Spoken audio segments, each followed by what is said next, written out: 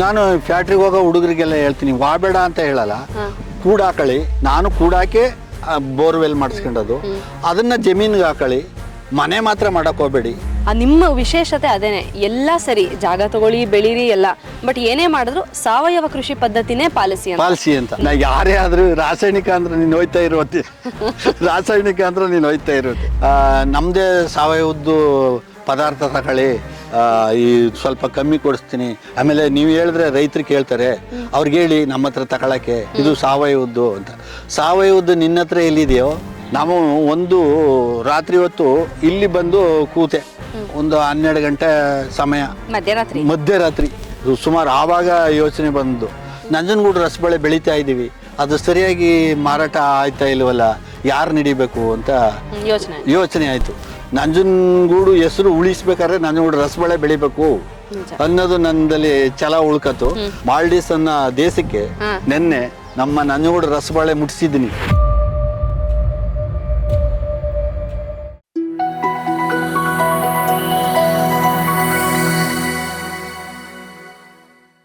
ನಾನು ಸ್ಟಾರ್ಟಿಂಗಲ್ಲಿ 2 ಚಿಲ್ಲರೆ ಎಕರೆ ನನ್ನ ತಂದೆ ಕೊಟ್ಟದ್ದು. ಅದರಲ್ಲಿ ಫಸ್ಟು ಬೋರ್ ಹಾಕ್ಸ್ಕೋಬೇಕಾದ್ರೆ ಕೂಲಿ ಮಾಡಿದೆ. ನಮ್ಮದು ತಂದೆ ಹತ್ರನೇ ನಾವು 5 ಜನ ಅಣ್ಣ ತಮ್ಮಿದ್ರು, ಇನ್ನು 4 ಜನ ಒಂದು ಕಡೆಗೆ ಉಳ್ಕೊಂಡ್ರು. ನನಗೆ 2.5 ಎಕರೆ ಜಮೀನು ಕೊಟ್ಟರು. ಅವ್ರಿಗೆ ಕೆಲ್ಸಕ್ಕೆ ಆಳ್ಬೇಕಾಯ್ತಲ್ಲ, 15 ರೂಪಾಯಿ ಕೊಡೋರು ಸಾಯಂಕಾಲ ಕಂಡು.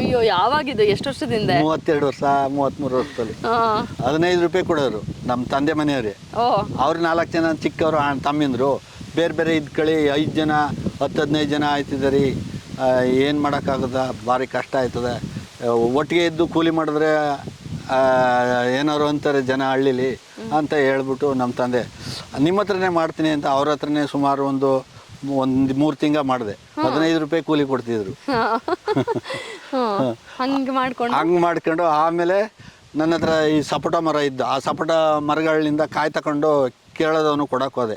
ಅವನು ನಿಂಗೆ ಬಾಳೆಗೊನೆ ಕಟ್ ಮಾಡೋದೆಲ್ಲ ಬರುತ್ತಲ್ಲ, ಬಾಳೆಗೊನೆ ಕಟ್ ಮಾಡು, ನಾನು ತಗೊಂಡು ಹೋಗ್ತೀನಿ, ಒಂದು ಗೊನೆಗೆ 1 ರೂಪಾಯಿ ಕೊಡ್ತೀನಿ ಅಂತ ಕರ್ಕೊಂಡು ಹೋದ. ಅವನ ಹತ್ರ ಕೆಲಸ ಮಾಡಿದೆ. ಅಲ್ಲಿ 1 to double 50 ರೂಪಾಯಿ ಸಿಕ್ತಿತ್ತು ಡೈಲಿ. ಆವಾಗ 50 ರೂಪಾಯಿ ಸಿಕ್ತಲ್ಲ ಅನ್ನೋ ಖುಷಿಗೆ ಅದೆಲ್ಲ ಕೂಡಾಕಿ ನಮ್ಮ ದೊಡ್ಡಪ್ಪನ ಮಗ ಒಬ್ಬ ಲಾರಿ ಬೋರ್ವೆಲ್ ಲಾರಿ ಏಜೆಂಟ್ ಆಗಿದ್ದ. ಅವ ಡೀಸೆಲ್ಗೆ ಆಗ ಅಷ್ಟು ಕಾಸು ಮಾಡ್ಕ ನಿಂಗೆ ಬೋರ್ ಹೊಡ್ಕೊಡ್ತೀನಿ ಅಂದ.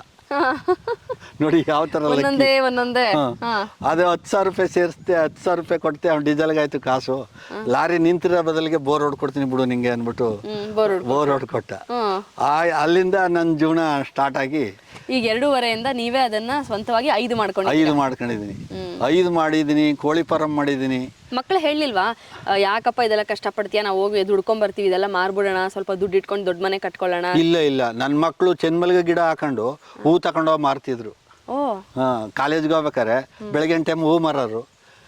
ಅದ್ರ ದುಡ್ಡಲ್ಲಿ ಅವರು ವಿದ್ಯಾಭ್ಯಾಸನೂ ಮಾಡೋರು, ಬರುವಾಗ ಸಾಮಾನು ತಗೊಂಡ್ಬರೋರು. ಅಂದ್ರೆ ಅವರೇ ದುಡಿದು ಅವ್ರ ವಿದ್ಯಾಭ್ಯಾಸನ ನೋಡ್ಕೊಂಡು ಮನೆಗೂ ಸಾಮಾನು ತರ್ತಾ ಇದ್ರು. ಸ್ವಾಭಿಮಾನಿಗಳಾಗಿ ಬೆಳೆಸಿದ್ರು. ಆಮೇಲೆ ಹಸು ಸಾಕಾಣಿಕೆ ಮಾಡ್ತಿದ್ದ ಒಬ್ಬ ಹಿರಿಮಗ, ಕಿರಿಯವನು ಆತರ ಮಾಡ್ತಿದ್ದ.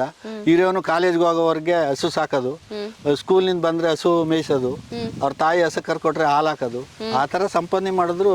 ಆಮೇಲೆ ಅಂದ್ರೆ ಮಕ್ಕಳು ಮುತ್ತಿನಂತ ಮಕ್ಕಳು ಈಗ ನೀವು ಕಾರ್ಯಾಗಾರಗಳನ್ನ ಮಾಡ್ತೀರಾ, ಯುವ ರೈತರನ್ನ ಅಂದ್ರೆ ಯುವಕರನ್ನ ನೋಡ್ತೀರಾ. ಅವ್ರೇನೋ ನನಗೇನೋ ತಿಳ್ಕೊಂಡಿದ್ದೀನಿ, ಪೇಟೆಗೆ ಹೋಗಿದ್ದೀನಿ, 4 ಅಕ್ಷರ ವಿದ್ಯೆ ಬರುತ್ತೆ, ಅಪ್ಪ ಹಿಂಗೆ ಮಾಡಬೇಡ, ಅಥವಾ ಸರ್ ಹಿಂಗೆ ಬೇಡ, ಇವಾಗ ಇನ್ನೂ ಈಸಿಯಾಗಿ ಬಂದಿದೆ, ಹಿಂಗೆ ಮಾಡೋಣ ಅಂತ ಹೇಳ್ತಾರಲ್ಲ, ಆ ಒಂದು ಆಲೋಚನೆ ಬಗ್ಗೆ ಏನು ಹೇಳ್ತೀರಾ? ನಾನು ಫ್ಯಾಕ್ಟ್ರಿಗೆ ಹೋಗೋ ಹುಡುಗರಿಗೆಲ್ಲ ಹೇಳ್ತೀನಿ, ವಾಬೇಡ ಅಂತ ಹೇಳಲ್ಲ, ಕೂಡಾಕಳಿ, ಯಾವ್ದಾರು ಬೇಕಾಗುತ್ತೆ ನಿಮ್ಗೆ. ಆಮೇಲೆ ನೀವು ಆ ದುಡ್ಡನ್ನ ಕೂಡಾಕದಂತ ದುಡ್ಡನ್ನ ನಾನು ಕೂಡಾಕೆ ಬೋರ್ವೆಲ್ ಮಾಡಿಸ್ಕೊಂಡದು, ಅದನ್ನ ಜಮೀನ್ಗೆ ಹಾಕಳಿ, ಮನೆ ಮಾತ್ರ ಮಾಡಕ್ ಹೋಗ್ಬೇಡಿ. ಯಾರು RCC ಮನೆ, ಅದು ಬೇಕು ಇದು ಬೇಕು, ಫ್ಯಾನ್ ಬೇಕು, ಒಳ್ಳೆ AC ರೂಮ್ಗಳ ಕಡೆ ಮಾಡ್ಕೋಬೇಕು, ಅದೇನು ಮಾಡಕ್ ಹೋಗ್ಬೇಡಿ, ಆರೋಗ್ಯ ಹಾಳಾಗುತ್ತೆ. ನಮ್ಮ ಜಮೀನಲ್ಲಿ 1 ಎಕರೆ ಇರಲಿ, ಅದನ್ನ ಚಿಕ್ಕದಾಗ ಒಂದು ಸೆಡ್ ಮಾಡ್ಕೊಂಡು ಆ ಸೆಡ್ಡಲ್ಲಿ ನೀವು ಸಂಪಾದನೆ ಮಾಡಿ, ಒಳ್ಳೆ ಆರೋಗ್ಯ ಇರ್ತದೆ. ನೀವು RCC ಮನೆ ಮಟ್ಟಬೇಕು, ನಾ ಫ್ಯಾಕ್ಟ್ರಿಗೆ ಹೋಗಿದ್ದೆ ಸಂಪಾದನೆ ಮಾಡಿದೆ ಅಂತ ಅನ್ನಕ್ಕೆ ಹೋಗ್ಬೇಡಿ. ಚಿಕ್ಕದೊಂದು ಜಾಗ ತಗೊಳ್ಳಿ, ಕೂಡಾಕಳಿ ಅಂತ ನಮ್ಮ ಸಡ್ಕರ್ ಮಕ್ಕಳಿಗೆಲ್ಲ ಹೇಳಿ ಸುಮಾರು 1 ಎಕರೆ 2 ಎಕರೆ ತೆಗೆದು ಕೊಟ್ಟಿದ್ದೀನಿ. ಅವರೇ ಫ್ಯಾಕ್ಟ್ರಿಗೆ ಹೋಗೋರಿಗೆ ತೆಗೆದು ನನ್ನ ಹತ್ರ ದುಡ್ಡು ಕೊಟ್ಟು ತೆಗೆದುಕೊಟ್ಟು ಈಗ ನನಗಿಂತ ಚೆನ್ನಾಗಿ ಬೆಳೀತಾರೆ ಅವರು ಸಾವಯವದಲ್ಲಿ. ನಿಮ್ಮ ವಿಶೇಷತೆ ಅದೇನೆ, ಎಲ್ಲ ಸರಿ ಜಾಗ ತಗೊಳ್ಳಿ ಬೆಳೀರಿ ಎಲ್ಲ, ಬಟ್ ಏನೇ ಮಾಡಿದ್ರು ಸಾವಯವ ಕೃಷಿ ಪದ್ಧತಿನೇ ಪಾಲಿಸಿ ಅಂತ. ನಮಗೂ ಆರೋಗ್ಯ, ಪ್ರಕೃತಿಗೂ ಆರೋಗ್ಯ, ಮಣ್ಣಿಗೂ ಆರೋಗ್ಯ. ನಾ ಯಾರೇ ಆದ್ರೂ ರಾಸಾಯನಿಕ ಅಂದ್ರೆ ನೀನು ಹೋಯ್ತಾ ಇರೋತ್ತೆ, ರಾಸಾಯನಿಕ ಅಂದ್ರೆ ನೀನು ಹೋಯ್ತಾ ಇರೋತ್ತೆ. ನಿಮ್ಮ ಹತ್ರ ಆತರ ಯಾರು ಬಂದಿಲ್ವಾ ಕಂಪನಿಗಳು, ಇವಾಗ ಏನೋ ಮಾಡ್ತಿದ್ದೀರಿ ಇನ್ನೊಂದಷ್ಟು ಮಾಡ್ಕೊಡಿ ಆತರ ಎಲ್ಲ ಏನು ಬಂದಿದ್ದಾರೆ? ನಮ್ಮದೇ ಸಾವಯವದ್ದು ಪದಾರ್ಥ ತಗೊಳ್ಳಿ, ಈ ಸ್ವಲ್ಪ ಕಮ್ಮಿ ಕೊಡಿಸ್ತೀನಿ. ಆಮೇಲೆ ನೀವು ಹೇಳಿದ್ರೆ ರೈತರು ಕೇಳ್ತಾರೆ, ಅವ್ರಿಗೆ ಹೇಳಿ ನಮ್ಮ ಹತ್ರ ತಗೊಳಕ್ಕೆ ಇದು ಸಾವಯವದ್ದು ಅಂತ. ಸಾವಯವದ್ದು ನಿನ್ನ ಹತ್ರ ಎಲ್ಲಿದೆಯೋ, ನನ್ನ ಹತ್ರ ಇರೋದು ಫ್ರೀ ಕೊಡ್ತೀನಿ ತಗೊಂಡೋಗೋ ಬಾ ಬೋರ್ ಕಳಿಸ್ತಿದ್ದೀನಿ. ನಿನ್ನ ಹತ್ರ ದುಡ್ಡು ಮಾರೋದು ಸಾವಯವನೇನೋ ಅಂತ ಹೇಳ್ತಿದ್ದೀನಿ. ನನ್ನ ಹತ್ರ ಅದೇ ಬಾ ವಾಲಿ ಫ್ರೀ ಒಂದಿನ ತಗೊಂಡೋಗಿ, ಅದು ನಿನಗೆ ಕರೆಕ್ಟ್ ಅನ್ನಿಸ್ತಾರೆ ಬಂದು ಪುನಃ ಇನ್ನೊಂದು ದಿನ ತಗೊಂಡೋಗಿ ಅಂತ ಮಾರಕ್ ಬಂದವ್ರಿಗೆ ಮಕ್ಕರ್ ಮಾಡಿ ಕಳಿಸಿದ್ರು. ಇನ್ನು ನೀವು ಕಾರ್ಯಾಗಾರಗಳೆಲ್ಲ ಮಾಡ್ತಿರಲ್ಲ, ಯಾವ್ಯಾವ ತರ ಕಾರ್ಯಾಗಾರಗಳನ್ನ ಮಾಡ್ತೀರಾ? ಅಂದ್ರೆ ಯಾರು ಬರ್ಬೋದು, ಯಾರಿಗೋಸ್ಕರ ಮಾಡ್ತೀರಾ? ನೋಡಿ, ನಂಜನಗೂಡು ರಸಬಾಳೆ ಹೌದು ಬೆಳೀತಾ ಇದ್ದು ಅದು ಸರಿಯಾದ ರೀತಿಲಿ ನಮಗೆ ರೈತರು ಬೆಳೀತಾ ಇಲ್ಲ. ನಾವು ಒಂದು ರಾತ್ರಿ ಹೊತ್ತು ಇಲ್ಲಿ ಬಂದು ಕೂತೆ, ಒಂದು 12 ಗಂಟೆ ಸಮಯ, ಮಧ್ಯರಾತ್ರಿ. ಯಾಕೆ ಬಂದೆ ಅಂದರೆ ಈ ಕೋಳಿ ತುಂಬೋದು ರಾತ್ರಿ ಹೊತ್ತೆ. ಆವಾಗ ಅವತ್ತು ಬರ್ನೇ ಇಲ್ಲ, ಅವನು ಮಧ್ಯರಾತ್ರಿ ಕಾಯಿಸ್ತಾ. ಸುಮ್ಮನೆ ಕೂತಿದ್ನಲ್ಲ, ಏನಪ್ಪ ನಾವು ನಂಜನಗೂಡು ರಸಬಾಳೆ ಸುಮಾರು ಆವಾಗ ಯೋಚನೆ ಬಂದು, ನಂಜನಗೂಡು ರಸಬಾಳೆ ಬೆಳೀತಾ ಇದ್ದೀವಿ, ಅದು ಸರಿಯಾಗಿ ಮಾರಾಟ ಆಯ್ತಾ ಇಲ್ವಲ್ಲ, ಯಾರು ನಡಿಬೇಕು ಅಂತ ಯೋಚನೆ ಆಯಿತು. ಆವಾಗ ಸುತ್ತೂರು KVKಗೆ ಆವಾಗ 3ನೇ ವರ್ಷದಲ್ಲಿ ಸುತ್ತೂರು KVK ಕಾಲು ಹಾಕಿದೆ. ಆಮೇಲೆ ತೋಟಗಾರಿಕೆ ಇಲಾಖೆ ಕಾಯ ಹಾಕಿದೆ. ಅಲ್ಲಿವರೆಗೆ ತೋಟಗಾರಿಕೆ ಇಲಾಖೆಗೂ ಹೋಯ್ತಿರ್ಲಿಲ್ಲ, ಇಲ್ಲೂ ಹೋಯ್ತಿರ್ಲಿಲ್ಲ. ಇದು ಇಲ್ಲೇ ಕೂತ್ಕೊಂಡ್ರೆ ಆಗಲ್ಲ, ಕಾಲು ಕೀಳವ ಅಂದ್ಬಿಟ್ಟು ಕಿತ್ತು ನಂಜನಗೂಡು ರಸಬಾಳೆ, ನಂಜನಗೂಡು ಹೆಸರು ಉಳಿಸ್ಬೇಕಾದ್ರೆ ನಂಜನಗೂಡು ರಸಬಾಳೆ ಬೆಳಿಬೇಕು ಅನ್ನೋದು ನನ್ನಲ್ಲಿ ಛಲ ಉಳ್ಕತ್ತು. ಆಮೇಲೆ ತೋಟಗಾರಿಕೆ ಇಲಾಖೆಗೆ ಹೋದೆ, ಅವರು 1 ವರ್ಷ ಹೇಳಿದೆ, 2ನೇ ವರ್ಷದಲ್ಲಿ ಹೇಳಿದೆ. ಈ ವರ್ಷ ಮಾತ್ರ ದರ್ಶನ್ ಧ್ರುವನಾರಾಯಣ ಅಂತ ಶಾಸಕರ ಹತ್ರ ಹೋಗಿ ನಮ್ಮ ನಂಜನಗೂಡು ರಸಬಾಳೆ ಉಳಿಸ್ಬೇಕು, ರೈತರಿಗೆಲ್ಲ ಸಹಾಯಧನ ಕೊಡಿ ಅಂತ ಕೇಳಿ ವರ್ಷದಲ್ಲಿ ಒಂದು 38 ಲಕ್ಷ ಹಾಕಿದ್ರು. ಈ ಸರಿ ಒಂದು 35 ಲಕ್ಷ ಹಾಕ್ಯಾರೆ. ಅರ್ಧ ಎಕರೆ ಹಾಕಿದ್ರೆ 31,000. ಈಗ ರೈತರೆಲ್ಲ ಬೆಳೆದ ಮೇಲೆ ನನ್ನ ಹತ್ರ ಬಂದರು, ಎಲ್ಲಿ ಮಾರಾಟ ಮಾಡೋದು ಅಂತ. ಈಗ ಮೊದಲು 13 ಎಕರೆ ಇತ್ತು, ಈಗ 200 ಎಕರೆ ಆಯಿತು. ಮಾರಾಟಕ್ಕೆ ತೊಂದರೆ ಆಯಿತು.